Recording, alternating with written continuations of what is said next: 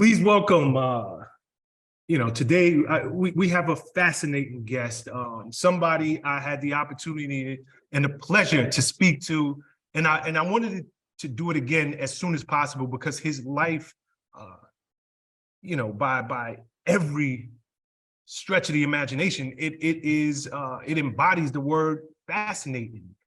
He has been involved with some of the most high-profile cases over the last half century at least. Please welcome American physician and board-certified forensic pathologist, the world-renowned Dr. Michael Bodden. How are you, Dr. Bodden? Fine, Sean. Good to be with you again. Absolutely. Thanks so much for being so gracious with your time. I appreciate you. Thank you. Okay, I want to start by talking about your new book, American Autopsy. Why choose to write this book now? I chose to write it because I realized in the past 20 years, 25 years, that a deep division in our society, it's sort of that we got an understanding of it a little bit with O.J. Simpson. I remember I was involved with O.J. Simpson and was surprised at the sharp reaction there was back in the 1990s to the not guilty verdict in the criminal case. And it was really along racial lines. It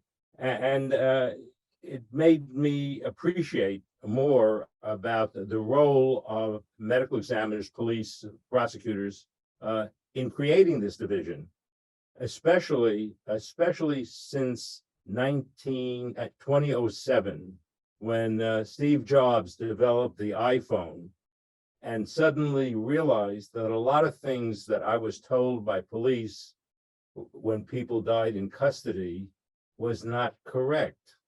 To see what happened on passerby videos was different than what they told us as medical examiners, and which we adopted. They grew up, that inculcated as medical examiners do now, that we're a three-legged stool. The prosecutor, the police, and the medical examiner working together to get the bad guys.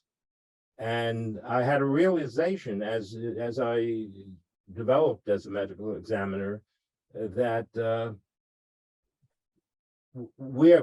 forensic pathologists are trained as doctors and scientists to just make a decision what the science shows. And we get put into a corner with political and local decisions that are made that sort of makes our science less unbiased. We get into situations where we're expected to agree with the police and prosecutors' version of events, even if that isn't what shows up on the autopsy.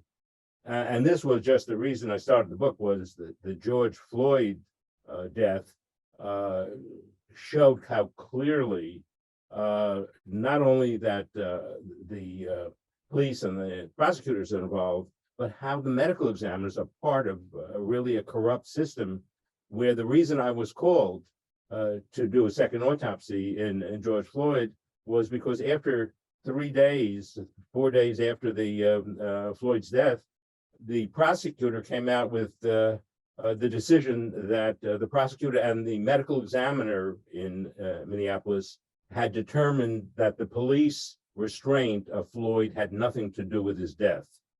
Correct. And that showed me how, if the medical examiner agrees with that, which that's what the prosecutor said, that's the end of the case. They're not going to do any further examination. The only reason that Floyd became such a cause for concern was the video that was taken by a 15-year-old girl who happened to be there and who rightly got the Pulitzer Prize for her photograph. Amazing. And that if there hadn't been that separate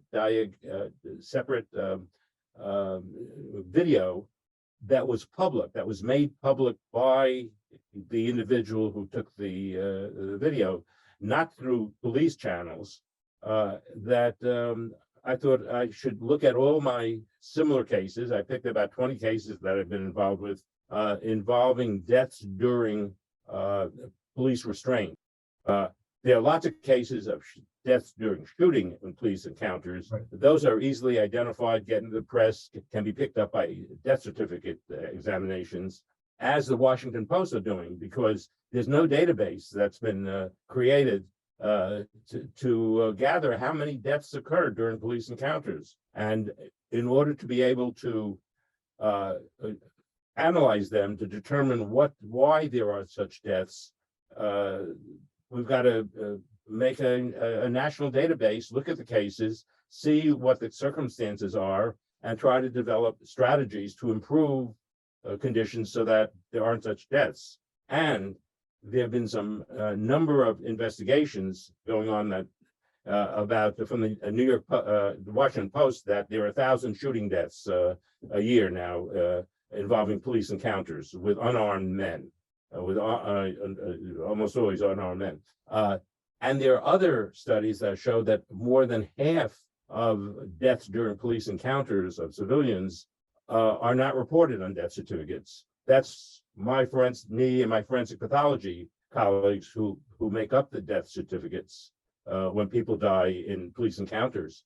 So if they're not being properly reported, that means that, say, from George Floyd to 2 years later to Tyree Nichols, there've been over 4,000 deaths at least in police encounters, and occasionally a Floyd case, a Tyree Nichols case comes out to the public, but there are thousands of cases that don't, and they have to be analyzed to see how do we diminish those deaths. And the only way we can do that is we first find out the extent of the problem. How many deaths are there when there are police encounters? One of the reasons, Sean, that we don't have the deaths is there are a number of different ways the deaths certificates are issued that don't permit knowing there was a police encounter. Things like excited delirium, which is widely used by some of my forensic pathology count. Only 500 of us in the country doing this. Stop there for a second. You just surprised me with that number. There are only 500 forensic pathologists across the United States? Yeah, there are only, yes, Sean, there are only insane. about 500 board certified full-time forensic pathologists in the 50 United States. And that's over 1 million physicians. It's a very small specialty in pathology. There are 24 specialties in pathology: surgery, obstetrics, pediatrics. There's one of them is pathology. And about 20,000 pathologists. Pathologists are the doctors who are usually hospital-based that determine what's wrong with a patient. We don't treat patients.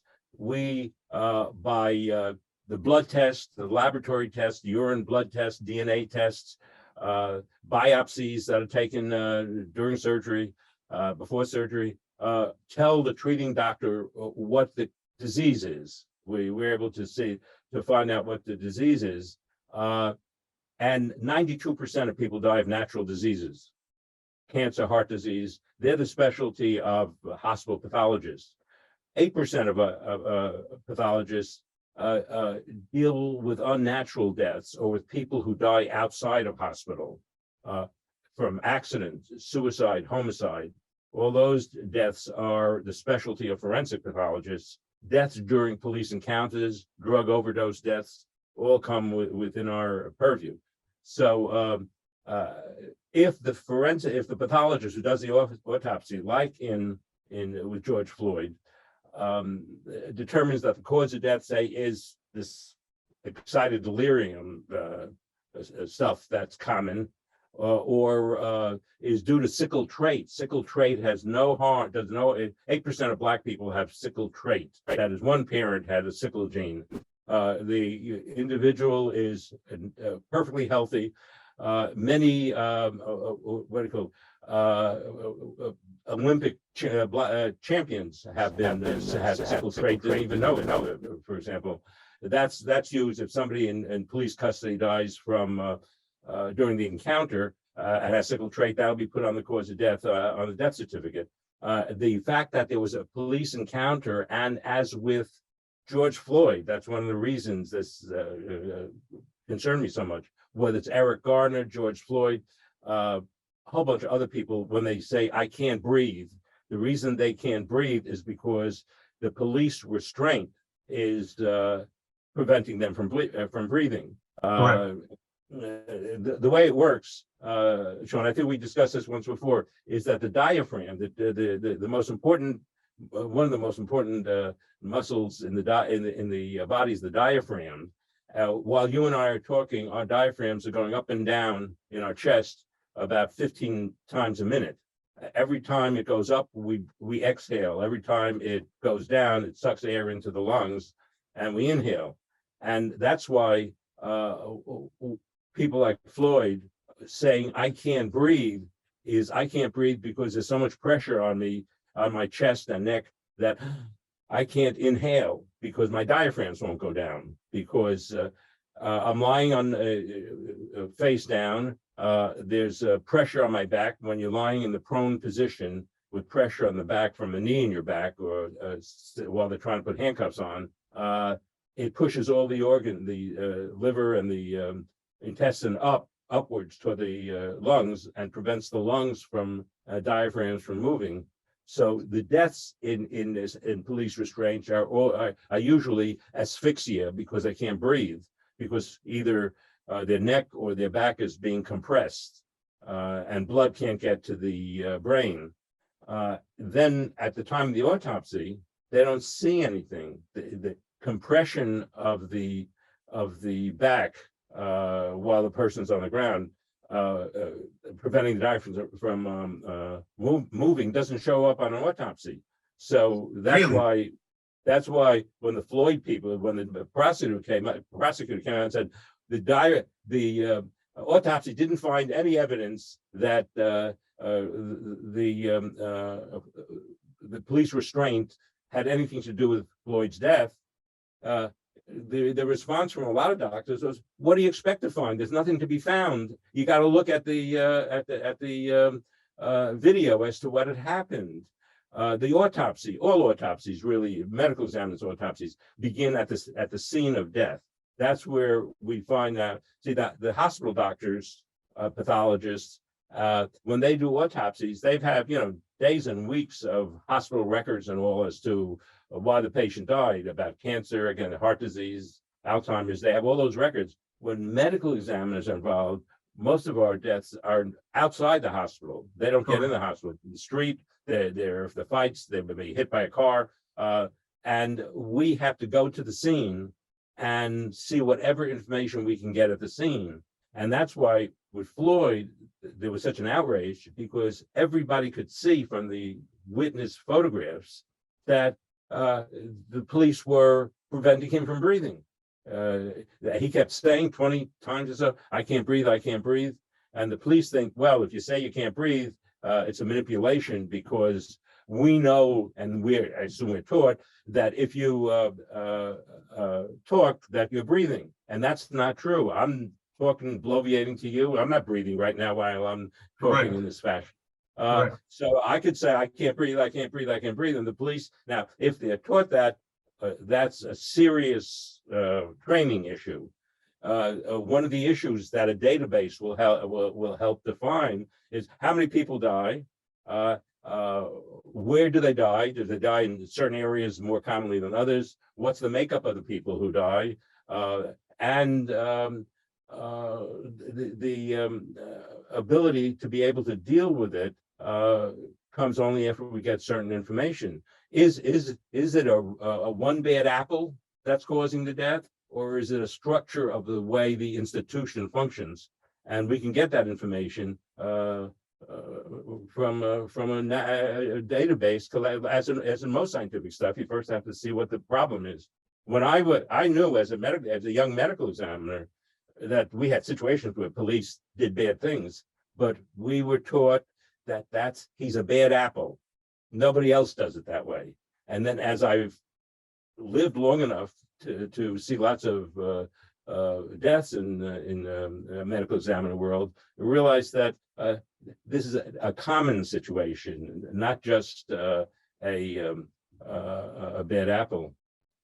So I gotta ask, because you spoke about so much, and it raises so many questions with me. Number one, it's staggering to think that in 2023 there's no national database for many of these cases. That it's almost insane to conceive this. Sean, you're right. We have databases for how many people get gonorrhea. We have Exactly. databases for auto accidents. We have databases for suicide. The one thing we don't have a database clearly, and this is clearly, is how many people die in police encounters. And it was interesting. This has been known for a while. Back in 2013, the Congress, the United States, passed a bill in Congress that all deaths in police encounters should be reported to the Justice Department. And a few months ago, the GAO, the Government Accounting Agency, issued a report. They investigated those cases, and they said two things. One, that most police agencies wouldn't report any deaths that they found. And secondly, whatever deaths were reported, the Justice Department said can't be released to anybody, Congress or anybody, in order for them to be useful in trying to prevent the deaths, to make laws and regulations for reporting, and that the reporting of deaths was voluntary.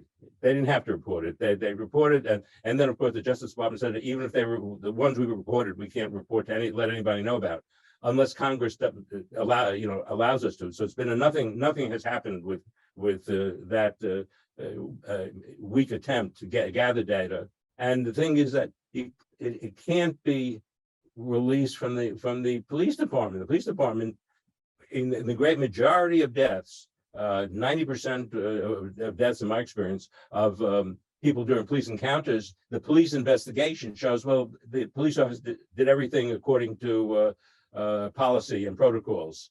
So they don't report anything. I'm sorry. Yeah.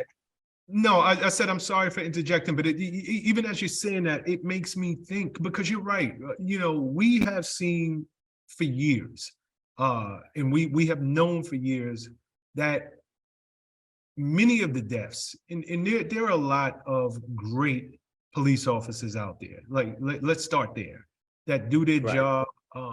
They do it by the book. But we also know in cases like Eric Garner, which you mentioned earlier, like that was another one caught on video.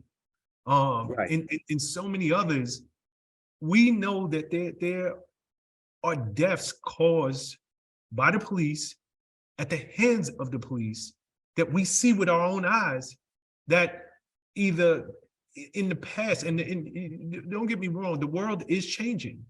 But in the past, it seems like you can never prove it, even in a court of law. And it's staggering to think, and again, you mentioned earlier, because you put so much into what you were saying about, from your standpoint as a forensic pathologist, death starts at the scene of the crime, or it starts at the scene of death itself. Right.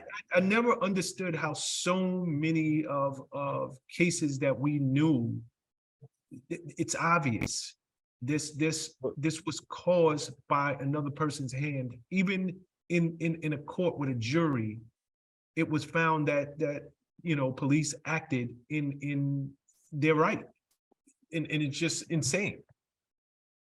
Well, you're absolutely right, and part of it is that once the death occurs, and all the deaths in which police death occurs during police activity does get it locally investigated. You know, they have a local police internal affairs investigation. The great majority of them come up a year or two later saying that we found no deviation from proper policy procedures. Some of them, we had another case in Rochester, Prude, P-R-U-D-E. He was a black man visiting his brother from out of town. Mental illness, as often these people have some kind of mental illness, was off his medication, went to the local hospital, examined and discharged.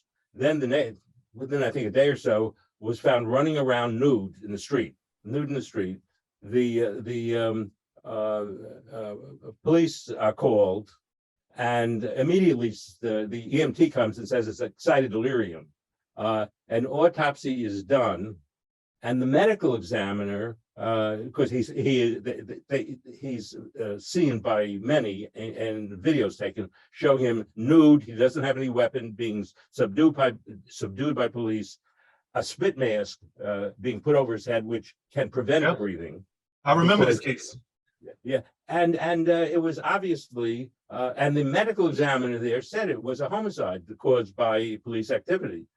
This then went to the Attorney General's office. The Attorney General's office was, laws were passed in New York that all deaths of police during police encounters with unarmed people who don't have guns or weapons or anything should go to the Attorney General's. So the Attorney General in New York, and then has a grand jury to which is invited the person. There's a group in San Diego in California that say that people can't possibly die from asphyxia during police encounters. Who comes and talks to the grand jury? The grand jury votes a no bill. That's the end of the case. You know, they went into the grand jury, and the grand jury found that there was no police officer did anything wrong. The government settled with a lawsuit. The civil suit comes up now in some of these cases, in which they got awarded $12 million to the family, but the police officer, that didn't come out of the pockets of the police officers, and clearly they were killed. He died because he was killed by police activity. Nobody gets punished. Even Eric Garner, the videotape that shows him being taken down, Correct, and dying within 45 seconds. You know, if you cut off blood supply to the neck or inability to breathe, death will occur within a minute or two. Often, Eric Garner, we have on the internet, had the video taken by a neighbor showing from the first time he was touched by the police officer and then taken to the ground till the police got off because he was not breathing, and it was 45 seconds. This can happen very quickly, and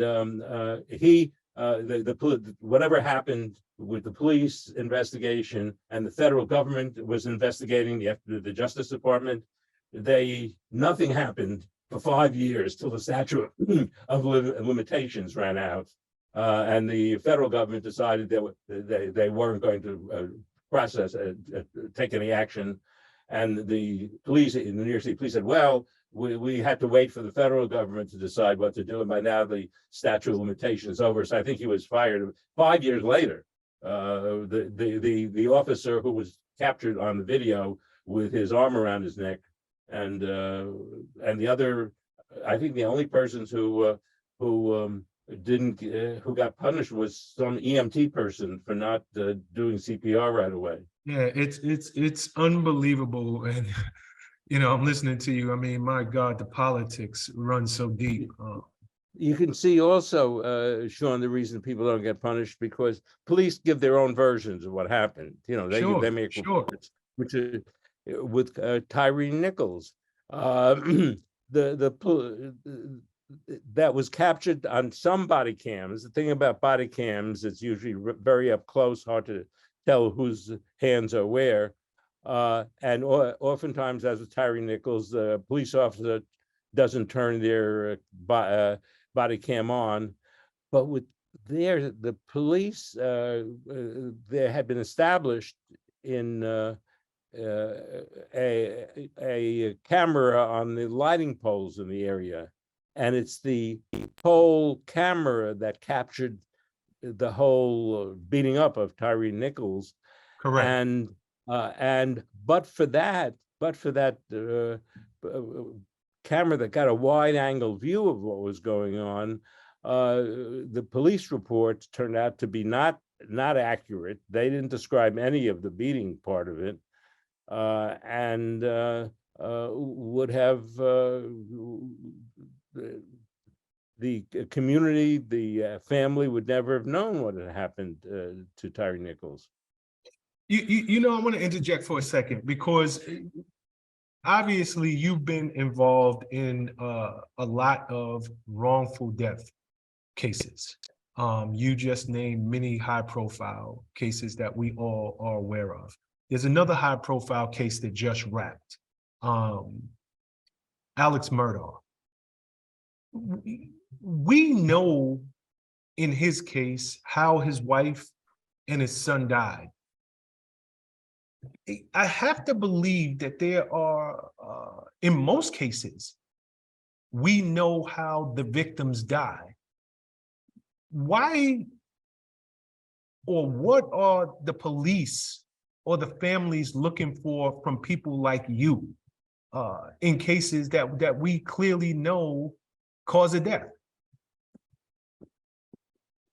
Well, the medical examiner should be making an independent judgment basis on medicine, all the medical school training, the science as to the cause of death. With people who die during police restraints, when the cause of death is because the person can't breathe, that doesn't show any damage to the body. If I take my wrist and put my fingers around my wrist and pop out some veins from pressure on my wrist, I could see veins and a pressure mark.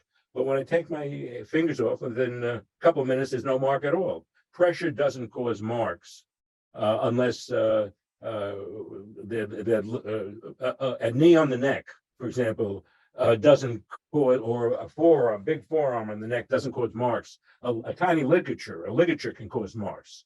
Fingers can cause marks, but a broad area of compression doesn't cause a mark that can be picked up at autopsy. So that leaves the medical examiner, a pathologist, to get information other than just the police officer who's telling him what happened. See, when somebody dies in a police encounter, there'll often be police officers who come to the autopsy.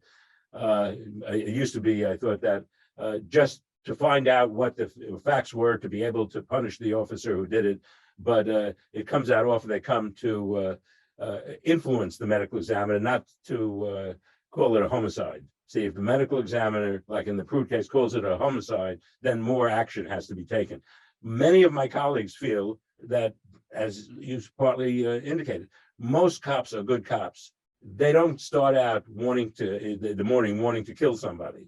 And that if there is a police officer who's a good cop or a bad cop who causes a death, they didn't intend to. They're just trying to take somebody into custody who was resisting. And often they're resisting because they're not taking their psychiatric medications, or because they have cocaine or other drugs on board, and they really need to go to an emergency room for an acute psychotic episode rather than to a police precinct. But so that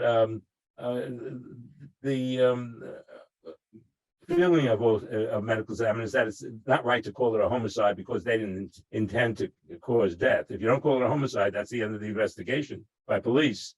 But normally, we don't judge people on intent. We should judge people on what happens. If the person dies at the hands of another, what somebody else is doing, that should be called a homicide. Whether or not it was intentional, then it's up to the prosecutor to decide whether to bring actions against the individual. But as soon as a medical examiner issues the cause of death, like excited delirium, that doesn't say a homicide. Therefore, it's that's the end of the police investigation and the prosecution investigation. Understood. I think I was trying to go somewhere else, and I'm not sure if I asked it as clearly. So, you know, there are many cases. Okay, I'll go a different way. How often are we seeing cases that, we really don't know how the person died or it's in question? I have to believe that is a small percentage compared to seeing cases that are gunshot victims, victims of stabbings, bludgeoning. That seems to be more often. But again, even in the Alex Murdaugh case, there was a forensic pathologist at the trial. And I was, even watching this, I was trying to understand, well, why would they need a person like that, a medical examiner, to come in when we absolutely know the cause of death?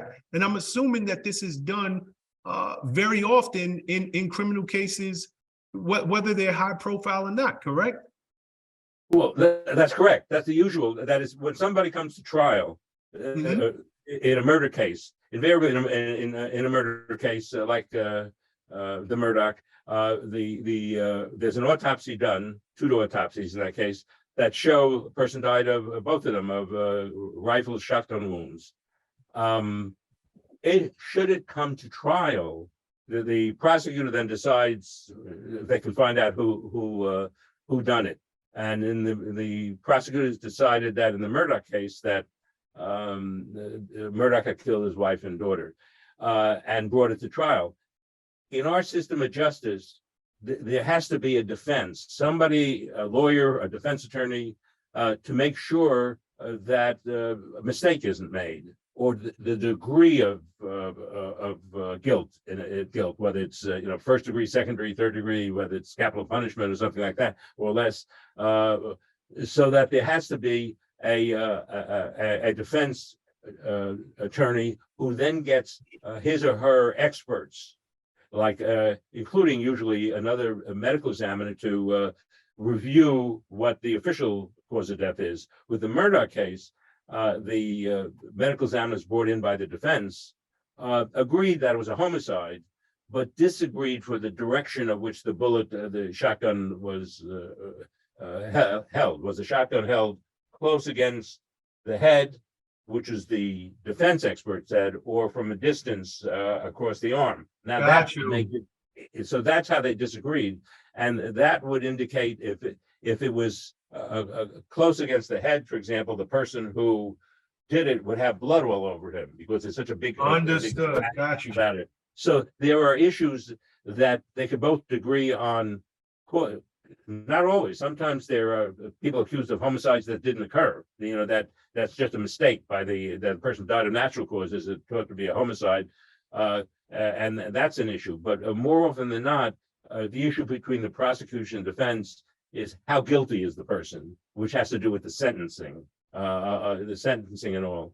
But in the question about, we have about 1 or 2% of deaths that we can't find a cause of death, that we don't know a cause of death. But those often are skeletonized bodies, for example, that the cause of death is not determined. But in the great majority, the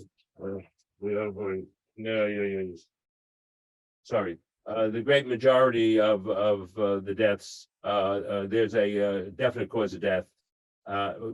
But when it comes to solving them, more than half the murders, I mean, there are about 50 murders a day in the United States, and about half of them don't get solved. They don't get, nobody goes to jail. They don't. There's no person found guilty either by trial or by agreement between. In the situation with deaths during police encounters, the police, they're not really carried as regular homicides. They're usually they're exceptional solving of the case because they're not found guilty. Correct. I got a question for you. We all see hit television shows like CSI. How accurate are these TV shows, or is it just something for Hollywood? Well, there's a lot of inaccuracies in TV shows, but the problem that you're getting at, Sean, is how accurate is forensic science at all in real life? And the Innocence Project, for example, which has done a wonderful job in pointing out how innocent people are convicted and in jail, and 20 years later they find out the DNA doesn't match and things like that, and they say, well, it shows you the system works, except because the guy's been in jail for 20 years, in prison for 20 years. But the Innocence Project has found, going over its couple hundred cases now that they've been involved with, that I think in 40% errors were made by the prosecution experts, by the medical, that there was testimony and findings that led to the guilt that were wrong. And and this is not by witnesses per se. These are testimonies by the medical expert.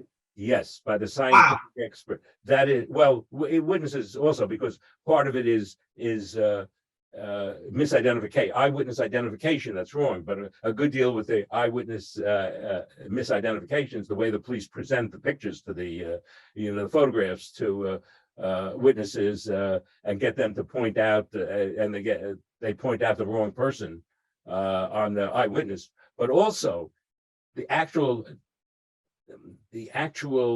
science, like there's a science of bite mark evidence. People are in jail because the forensic dentist and the medical examiner determined that the perpetrator of this rape bit the breast, and we can show that the bite mark on the breast uniquely matches the suspect the police picked up.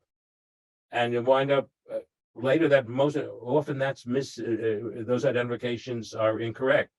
Even fingerprint identifications are sometimes incorrect. There was a famous case about 2000, around the turn of the century, where there was an explosion on a train in India, and the FBI matched a fingerprint on the explosive bag that was carried to a lawyer. I think it was in Seattle, Washington. They had their eyes on a Caucasian lawyer who had married a Arab wife or something, and they matched his fingerprint to the explosion. I said in Spain, the explosion in Spain that killed a whole bunch of people. The Spanish authorities said there wasn't a match, but who are you going to believe? The Spanish fingerprint experts or the FBI? This is the FBI. Exactly. They put this guy in jail. He was in jail, a lawyer. He was a lawyer. And they found out that it was the wrong identification. They caught the Spanish people caught the right person, and they had to release this guy. This is a guy who's in jail on FBI fingerprinting, so the matching of fingerprints, the matching of bullets, even DNA matches have been wrong sometimes. So there are in the exonerations, in the innocence exonerations, about 40% had bad testimony from experts. I want to pick your brain on something. Do you watch Netflix by any chance? I'm just beginning to. I don't have a chance to, but it's starting because there's some good things there that I should be looking at. Okay, so I'm sure you're familiar with this name, but they just had a series on him, Jeffrey Dalmer. Yes, I knew about him before Netflix. Exactly. But he just got reignited into the American psyche, with this Netflix series that was extremely graphic and detailed about the crimes he committed. Couple of questions for you. Number one, how long does it take after death for the body to start decomposing? Because he not only killed and ate his victims, but he also had sex with the deceased. How is that even possible to penetrate or have sex with a with a body that no longer has blood moving through the veins? Well, because the body is pliable. Usually the sexual activity has to do with the muscles. There's been, not we have, but I've read of funeral directors and embalmers who have been Yep. caught I've heard that as well. having sex, and the anus and the vagina and the mouth can be penetrated by a penis, for example, or sexually after death. Now, rigor mortis sets in after a few hours, so that one can't open the mouth for about 12 or 15 hours, but then it goes away. And the dead body is then as pliable as and looks as until it's embalmed, it looks the same as a freshly dead person. And that's important, because when people are found dead at home, and people have found dead at home, a dead person, freshly dead person, in the past 12 hours, 24 hours, looks like he or she may be sleeping. So it's necessary for a person to come and sort of shake the shoulder and say, "Are you wake up? Are you asleep?" Or to even know the person is dead. Otherwise, the person is entirely normal. This gets important in baby deaths, because there's another area of people who've been wrongly convicted of beating a baby to death, child abuse, because the caregiver, when questioned by police, the police will say, when did you last see the baby? I said, when I came in, I saw the baby in bed. Did you shake the baby? And she says, well, yeah, I shook the shoulder to see if the baby was alive. That's an admission that that baby died of shaken baby syndrome. That's another area where people have been convicted of shaking the baby to death.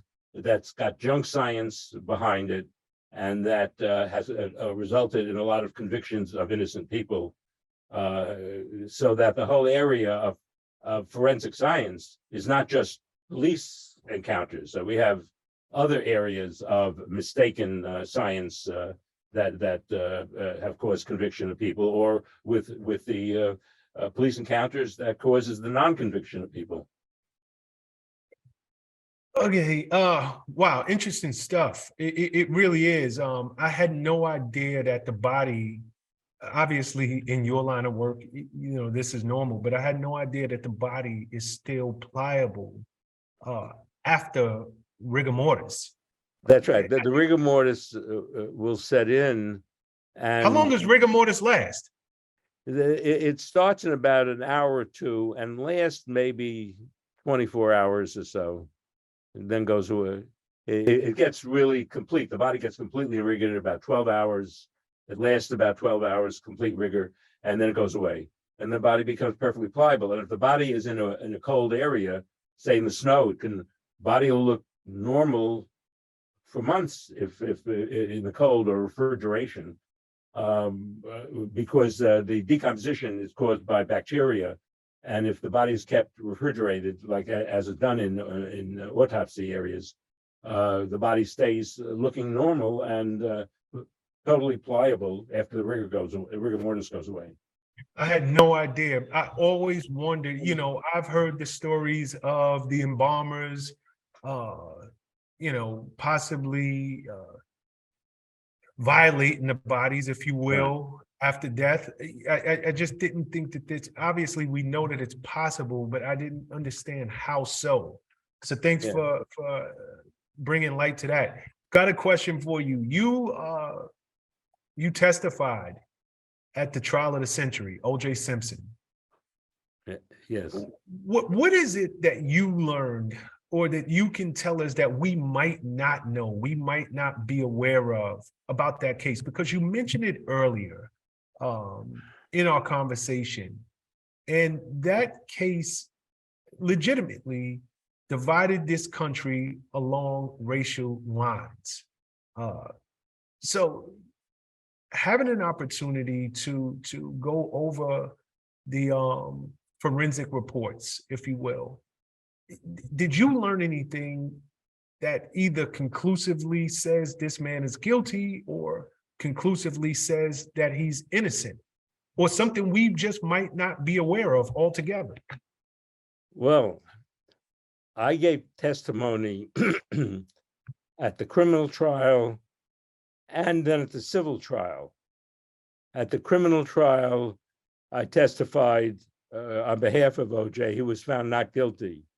Correct. At the civil trial, I testified on behalf of OJ, some same testimony, and he was found liable. The testimony was the same. I think one of the major things is that I've come to realize often that more important than the evidence, more important than the scientific evidence, is how the jury is picked. The juries, and there's a science to picking juries that are going to be favorable to your side or the other side, which is beyond my expertise. But the one thing I learned there in testifying in both situations with different results in both situations in OJ was the importance of the lawyering. Johnny Cochran was OJ's chief defense lawyer at trial. He was amazingly lawyer who related very well to the jury and explained things. And I think that was the main reason that the jury found in favor of OJ, because Johnny Cochran was so good and related to the jury. And I think that in the civil case, there were different jurors involved and different lawyers involved, and they didn't command the courtroom as Johnny Cochran did. So from a medical examiner's standpoint, did you learn anything outside of the way the jury might have related to a very charismatic lawyer like Johnny Cochran? You know, does your findings say, hey, there's more than one killer? Does it say who was killed first? Does it say that somebody of OJ's size, stature, build is capable of killing two people knowing he had bad knees? I guess I'm just wondering, just from a medical examiner's standpoint, did you see anything that maybe went over our heads? Well, no, not that you went over, but just to be clear, all journalists know about who, what, where, when, how, and why to write a story. Medical examiners have that. We go who, what, where, when, and how. Mm-hmm. The first thing is who.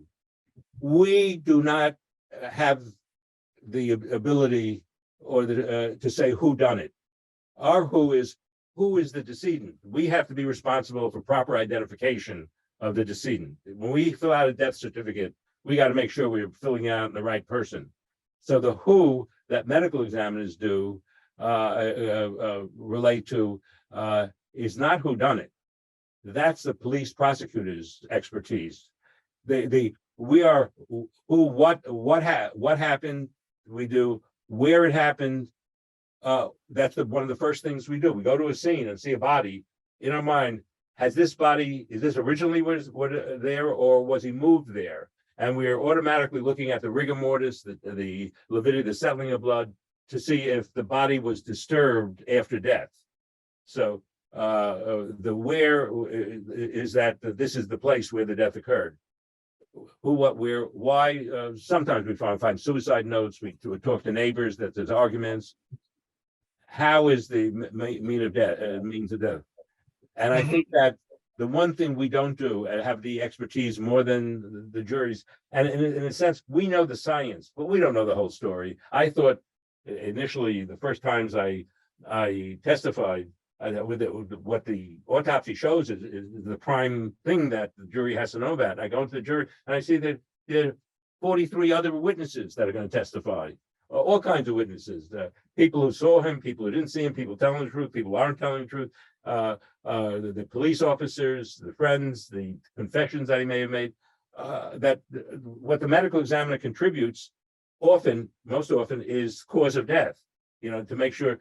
And with the Murdoch one, for example, the cause of death, both sides, both experts agreed that it was the shooting. there was a disagreement on how the shooting occurred, but we don't testify, and I didn't testify as to who done it. Although I did testify to one of the issues you brought up.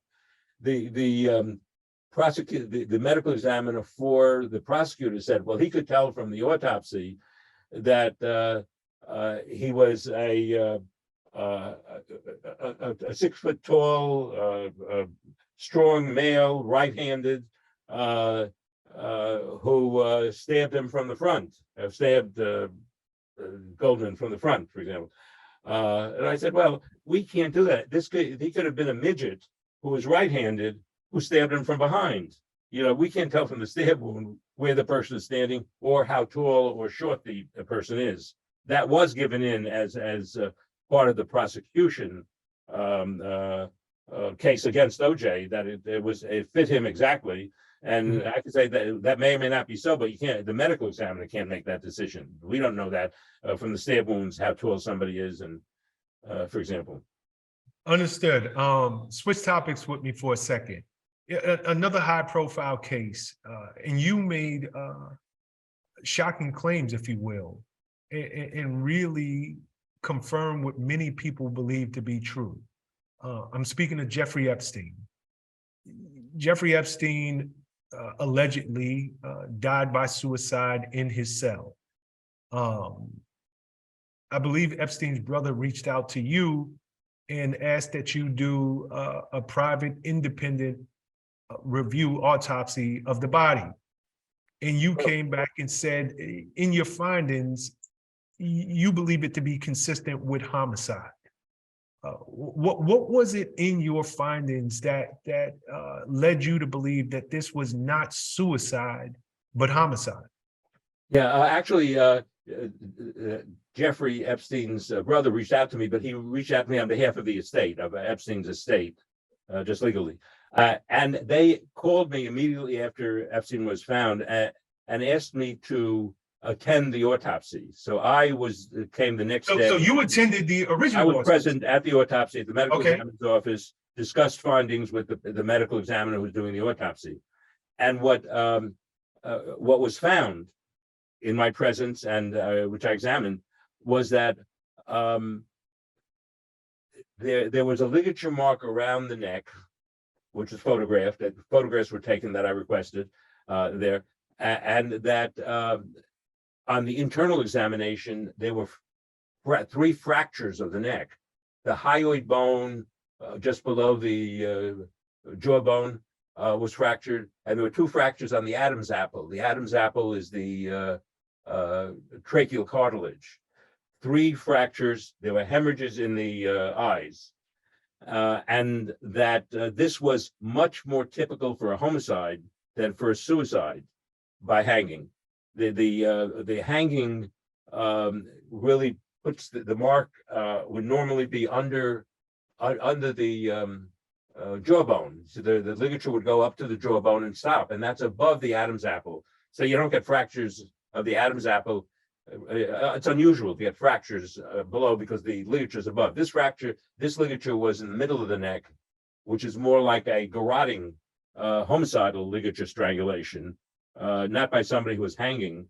And it was my opinion that this was more of a crushing injury to the neck, not a hanging injury, and that the mark around the neck didn't match the ligature that was on the floor. There was a ligature made from his torn sheet, and that sheet and the ligature left a mark on the neck that didn't match the sheet. So my concern was this was more likely homicide than suicide. The problem is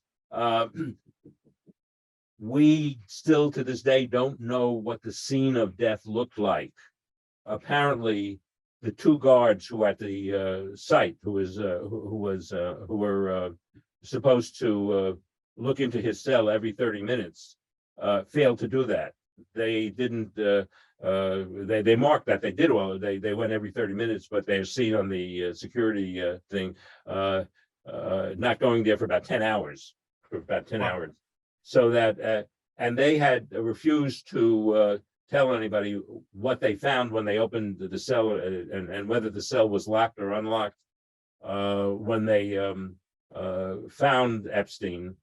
And initially, it's interesting because if this were a normal New York City jail, I would have been investigating the death. That ever since Attica, I describe Attica, a lot of interesting racial stuff in Attica. But I described when I got involved with Attica. After Attica, they set up a commission to look into all deaths in the jails, lockups, prisons in New York State, because that was the main reason that Attica uprising occurred, because of cover-up of how prisoners died. So I've been on that commission 50 years now, appointed by 8 governors to look into every death that occurs in jails, prisons, lockups in New York State. We don't cover federal jails. That's the Justice Department, and Epstein was in a federal jail. So we don't really know.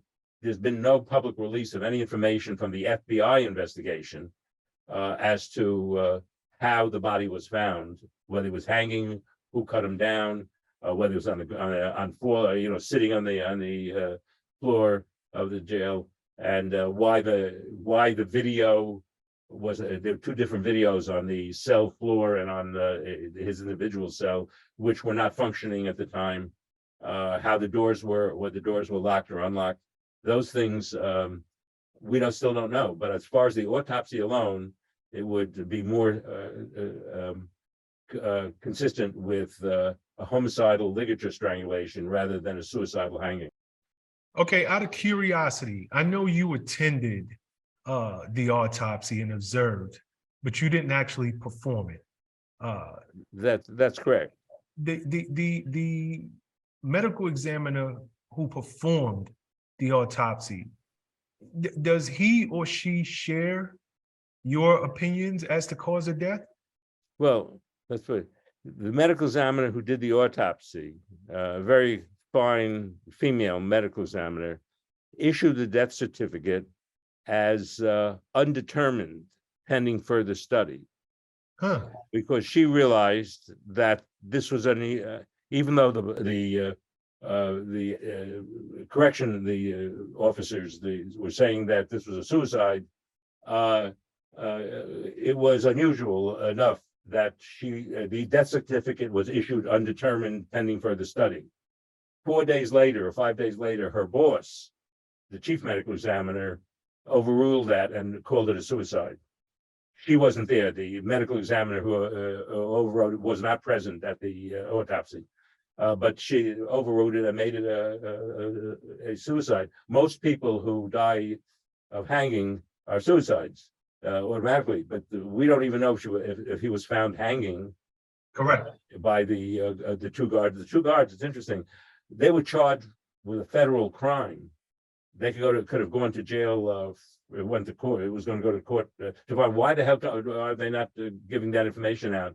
But somehow, I just recently learned they made a deal with the FBI, and whatever they told them it wasn't made public, and they were released from their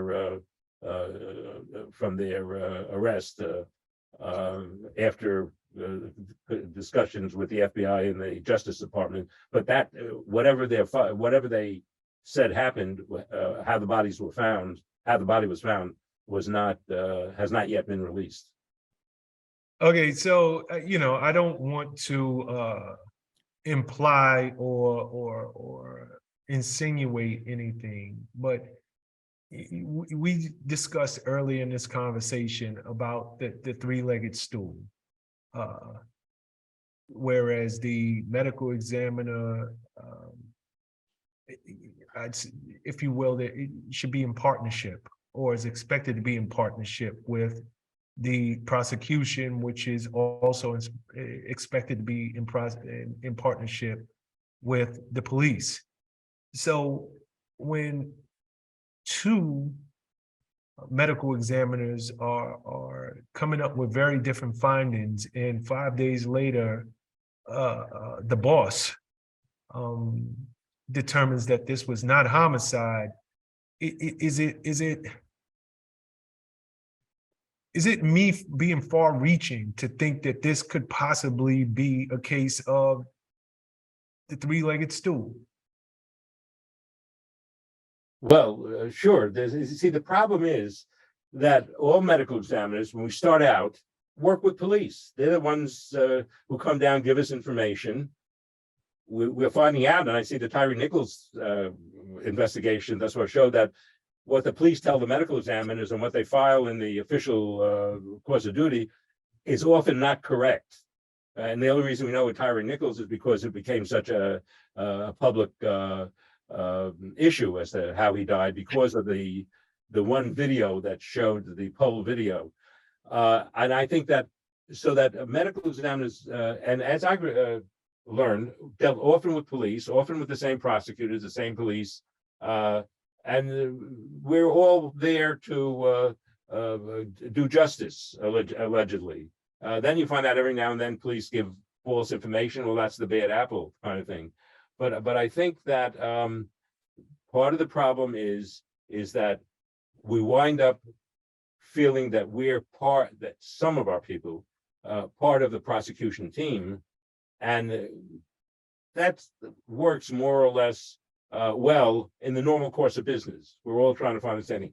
But when our friends are involved with possibly causing the death, there's a bias there, and that's why we have to have some separate abilities to have oversight, a national database with an oversight that everybody knows that it's going to be looked at by somebody outside, not just by internal investigation. And I think that in itself automatically makes people more honest about their reports and more correct in their investigations when they know somebody else is going to be looking over it. And that would be one of the things that would happen if there's a national database where the results of the police investigations and are then seen by another by somebody else to make sure that we're learning as much as we can from each, and that each incident also is being handled in a proper manner. Got you. Random question for you. You mentioned earlier in the conversation that there's roughly 2% of deaths that go undetermined. Many times it's due to skeletal remains. There's not enough there to examine. Just out of my own curiosity, Bruce Lee, I'm sure you know that name. Yes. Like many of us do. There has been such so much controversy around his death. And still to this day, I don't know that, anybody has figured out what this man died of. I'm not sure that you have ever had a chance to look at his autopsy results. But in a case like his, they were dealing with a fresh body. It wasn't skeletal remains. No, in fact, Sean, when he died, I was early in my career, and I was consulted on that death by the insurance company. Really? Yes. His death probably was somewhere around 1969. I think it's 74, I believe. 74. Okay, Yeah. I was a deputy medical examiner in New York City in 74, and the insurance company had a big insurance policy, was concerned about the cause of death. And as you say, there was a controversy as the cause of death. If I recall correctly, he may have had some marijuana in his system, but that wouldn't cause death. Marijuana doesn't cause death. And I think that you're right. That was one of the cases where determination of the cause of death was not able to be made. And I forget all the details about it, but I went over it and I couldn't tell either whether it was drugs. There was a concern about drugs of some kind. And in fact, there were toxicology wasn't as good then as it is now. And there could be, even now there are, with all this new fentanyls coming in and all these new drugs, that it's easy for a toxicology lab to miss a new drug that's coming in, and we wouldn't then have a cause of death if it's a drug overdose. But in the 2% of overall deaths are undetermined, there's a considerable number of causes of death that are listed as undetermined in police encounters. There may be 5% of police encounter deaths that go, the final cause of death is undetermined because asphyxia doesn't leave a cause of death. You see, what often happens with the deaths during police encounters, when asphyxia occurs, it's all at the autopsy table. You can't make the diagnosis. You've got to get it from the witnesses at the scene, and often the only witnesses at the scene are the police officers. So that's where things like the cell phones have become so important in the past 20 years. Where whether it's Eric Garner, whether it's Floyd, Floyd, it's the videos that have made it into an important case where the police may not have been telling the truth in those deaths. In fact, with Floyd, to show the kind of biases we have, after I was asked with another doctor, Wilson, to come down to do the second autopsy by the family because they didn't believe that. As soon as the prosecutor and the medical exam, there was no the encounter with the police had nothing to do with the cause of death. That he had drugs on him, fentanyl, and he had a bad heart, to indicate that. They said, well, we saw it differently. We came down, we went over it, and had immediately disagreement. We had. Ben Crump was the attorney, had a press conference immediately saying this. Obviously, the second autopsy shows that we had found some additional marks on the body that usually aren't present, that this was clearly asphyxia due to the police action. The National Association of Medical Examiners came out with a statement right away saying that when you have two autopsies, the first autopsy is the one that is more credible than the second that are brought there by this family. So we had the National Association of Medical Examiners saying that with Floyd, that they should believe the first autopsy, saying that there was no police involvement in the restraint in the death, when the second people who did the second autopsy disagree, and that's a problem. It's also shown, just of interest, I've been involved about 8 years earlier with a similar case in Minneapolis, the same police department. Black kid who was sort of mentally a little bit retarded would belong to a YMCA that would go and shoot basketball hoops. That was what he did. He was a very good kid, no marks on him. A 12-year-old or 15-year-old kid came in and complained that he wanted to go up and shoot basketball, and this guy was in the way. They called the police. The police, Minneapolis police, same police department, come, and he's just shooting basketballs legally, possibly. And they subdue him and he dies. And I did a second, and then the same doctor did the photo autopsy, did that autopsy, said he died of traumatic asphyxia. And that one, I agreed with it. The police, that is for the plaintiffs, the police agreed as a settlement to read out periodically to all of the Minneapolis police and that they should not press down on people's back, that they can die during handcuffing. And yet the same police did the same thing to Floyd. Even though he was already handcuffed, they didn't have to do anything to Floyd, but they were still pressing on his neck, pressing on his back, even though they had a previous case like that where all the police were put on notice that they shouldn't do anything that could interfere with breathing. Wow. You mentioned civil rights attorney Ben Crump. Yes. Was it him who called you in for the Michael Brown case? Yes, I believe so. Crump was, I had met him originally on his first case down. I got called on, and a kid who was 15-year-old kid who died while being restrained by police at a boot camp by correctional officers, and went down, worked with him on that, where he died because he couldn't breathe when they had the 6 big guys on his back. And the medical examiner there had blamed it on sickle cell trait, that he died because he had sickle cell trait. And I had to go, I had to testify. I testified by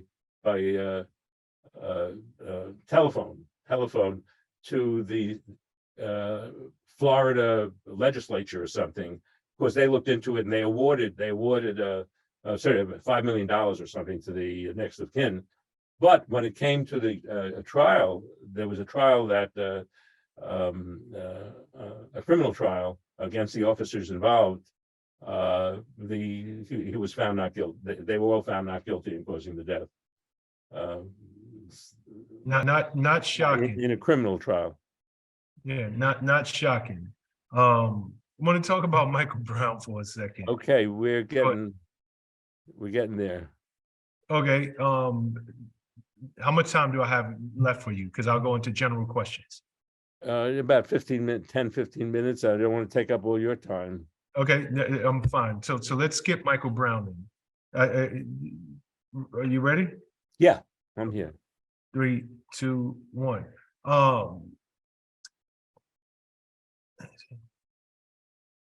Okay, I'll ask you a random question. 3, 2, 1. You spent your life working with the dead. Are you yourself afraid of death? That's a common question. How can you, as a physician, deal with so many dead bodies? Isn't it a horrible situation? No, it's not a horrible situation. I started out in internal medicine at Bellevue Hospital, New York City. So lots of people dying this time, dying from cancer, come to Bellevue. And it was the painful part to me of being a doctor was when I had a patient who was dying of something that I couldn't cure, metastatic cancer, severe heart disease. And I deal with the patient. I have all kinds of medications and all, but we could not prevent the death from occurring. And that was very painful to me. As a forensic pathologist, going down to do autopsies on people who are dead, even though the death may be horrendous, a multi-car accident and kids get killed as well as adults, even dismembered bodies. It may be painful to me to look at a child who's innocent and dies, or look at a young black kid who dies from just carelessness by police department or something. That can be painful to me, but not in the way of there's no suffering involved. I'm not suffering with the patient. The patient is out of all pain. When we're there, there's no pain in any of the patients we deal with, and that's the saving grace for me. And what we can do as all pathologists, but especially forensic pathologists, is not only learn the cause of death so the family can be advised of how their loved one died, but also when it comes to many deaths, whether people die from homicides or people die from fires or drowning or carbon monoxide poisoning from leaky furnaces or something. We're not only helping the family, but we're also helping society. How does society make sure that if somebody's killing people, that they get appropriately punished? How do we learn about suicide victims? What can we do to prevent suicides? Why there should be preventive strategies. So we're learning a lot for the family and also for society, and that's what is encouraging, and that's why I'm getting older and older. I'm not retiring down to Florida to play golf like most of my medical school colleagues are, who really are upset by how medicine has gone in these past 30, 40 years. But I'm encouraged by what I do, that it can help not only families, but also to deal with problems like deaths in prison, heroin addict deaths, suicides, where we gather information that can be used to study and develop strategies to prevent the deaths. Well, what about your own mortality? Because you're so familiar with death itself, most people, they're afraid. They don't even want to think about the day that they are going to die, which we all know that day will come. You deal with it every single day. So this is, you can't get away from it.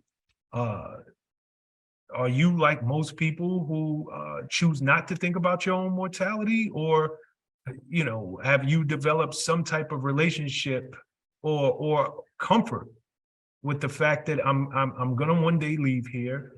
I kind of know what goes on after, in the immediate after, until they put me in the ground. That's interesting that you ask. When I was born, okay, I was born in 1934. And as I got to thinking about death in an early age, I wondered, and when I was born, the expected life expectancy was about 50, 60 years of age. You know, I think 60 was a life expectancy back then. I thought,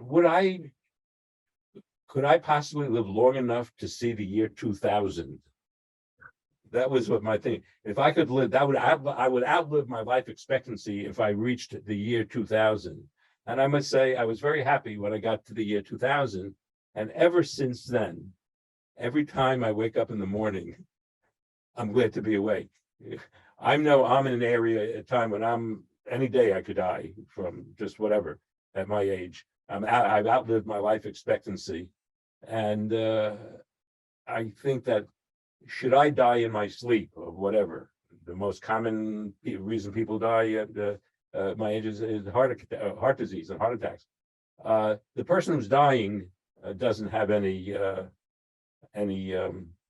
feeling about it. The person dying is dead, and whether no matter how he dies, he or she is not in any pain, no conscious pain.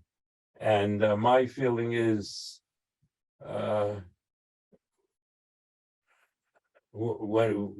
somehow I'm thinking of a Clint Eastwood comment about when he married this very young woman. The story is that somebody says, when people die while having sex, do you worry about it? And then he said, well, if she dies, she dies. So my thing is, my family's prepared that I'm going to be dying one of these days, and I'm not going to be in any pain or anything. And so I look upon death as a necessity for life to go on. We're all made of hydrogen and other elements and all that stuff, and they go back out, and they help somebody else develop all these atoms going around and molecules going around. I'm a deep believer that chemistry is what holds us all together. When we do an autopsy, all of the different muscles and organs, liver, heart, they're all different. Heart cells and muscle cells and kidneys, nerve cells, they all know where to go in our body. The trillions of our cells know where to go in the body. And then when we die, they come apart. I am not a religious person. I don't believe about that. I don't clutter my mind with whether I go to heaven or hell. That's not one of my. Is this something is this a way that you've always been, or is it because you spent your life with science and as a person in the medical profession, you guys are pretty much taught that when the body dies, that's it. The consciousness shuts down and it's pretty much over. That's my what I thought pretty much all my life, is that we're here for a certain amount of time, and when we're dead, it's all over.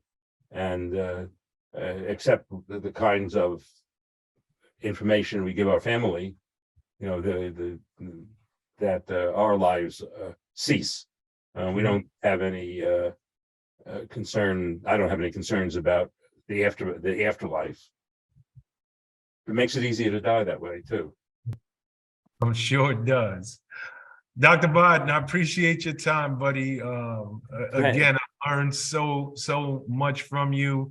Your book, American Autopsy, where can we get it? It's on Amazon. It's supposed to be in the bookstores now. It just came out last month, and I think that the important thing is, and the important why I think it's so important for me to be talking to you, Sean, is that there've got to be changes made in how police, medical examiners, prosecutors, and the community work together to make sure that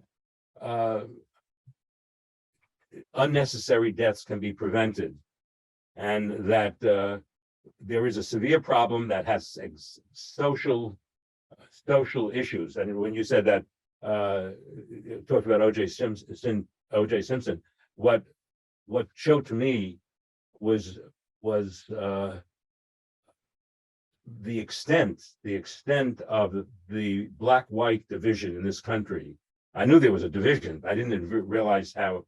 And then when I started introspection and looking at my work, I realized how extensive that division is in my own forensic pathology medical examiner situation, that because of different loyalties as we grow up, if we're loyal, that we feel we're part, that the medical examiner is part of the police tripod stool, that we're creating a big part of the problem. And I think one of the solutions has to be is that the medical examiners who call the causes of death have to be independent of police and prosecutors and of the defense attorneys, and just call the deaths as they are and not struggle to whitewash what happens when deaths die during police contact, which only creates more division, not less division. When you know that somebody that you knew in the neighborhood died because he was beaten up by police, but I don't know that, because as far as I'm concerned, as a citizen, I don't read about those things. Now the social media has educated everybody better. And I think that there's a good chance with social media that educates everybody what's going around the whole country, the whole world, that we're seeing that there are these divisions that are not apparent to us when we're just in our own little silo. When I started out, if there was murders in Brooklyn, wouldn't be known to people in Manhattan. You know that now, of course, that's all changed with social media, and I think that's for the better, because we have to now use all the things that have been gathered by witnesses that were ignored in the past to deaths in police custody, are taken into account in devising strategies to prevent these deaths in the future. You know, I love the fact that you're so passionate, because this is greater than obviously forensic pathology. We're just a part of the problem. Yeah, and it's you know, it's admirable. It really is. Even as I listen to you speak, you realize that your profession has been part of the problem, and you're using your platform, your voice, your ability to write books like American Autopsy, to shine light on a greater problem.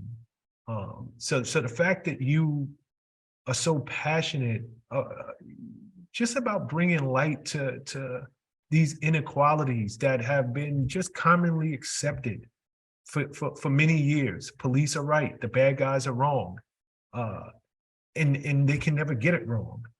I applaud you, I really do. I think that it is great that you're doing it, and I wish that there are others who are in high profile positions like yourself and can get their message out and their thoughts out, that would do the same. So congratulations. Thank you, Sean, and thanks for helping spread the word that we can improve what's happening if we put our minds to it. I will absolutely do my part, again, on behalf of myself and everybody who this conversation will come into contact with. I thank you, Dr. Bowden, for all that you do and all that you've been doing for over a half a century now. Great job. Continue. Thank you very much, Sean. Then it's really good seeing you again. All best. Likewise. Stay healthy. The virus is coming. Well, you're looking good. I can only hope to stay healthy and look like you at your age, brother. You be well, Dr. Bod. You too. All best. Stay safe. Likewise. What's up, guys? Thanks for sticking with me to the end of the video. Truly appreciate you. If you like anything you heard here today, go ahead and hit that subscribe button. And if you know anybody that can benefit from this message, feel free to share. Peace and love. Make every move a power move, and I'll catch you all on the next video.